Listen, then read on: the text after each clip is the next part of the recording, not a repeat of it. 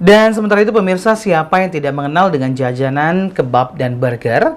Keduanya merupakan kuliner asing yang cukup populer di Indonesia. Salah satunya yang berada di Kota Lubuk Linggau, tepatnya Taman Olahraga Selampari. Jajanan kebab dan burger ini dibanderol dengan harga Rp10.000 saja. Kebab dan burger merupakan salah satu makanan favorit masyarakat, termasuk juga di Kota Lubuk Linggau. Makanan ini memiliki cita rasa yang berbeda dan mampu memberikan sensasi berbeda dengan isian daging dan sayuran. Jika Anda ingin mencicipinya, Anda dapat mengunjungi kebab dan burger Bang Jab, tepatnya di Taman Olahraga Selampari, Kota Lubuk Linggau. Pedagang kebab Bang Jab mengatakan, untuk jenis burger yang dijual yaitu burger rasa ayam, burger rasa daging, dan burger rasa telur.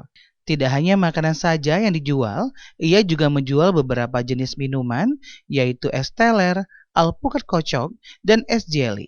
Untuk harga makanan dan minumannya itu pun dibanderol dengan harga Rp10.000. Jenisnya apa beda? Burger ayam, daging, dan telur. Selain burger itu yang kita jual apa lagi, Kak? Ada kebab, ada minuman, es teler. Untuk jenis minuman yang kita jual, jenis apa, Kak?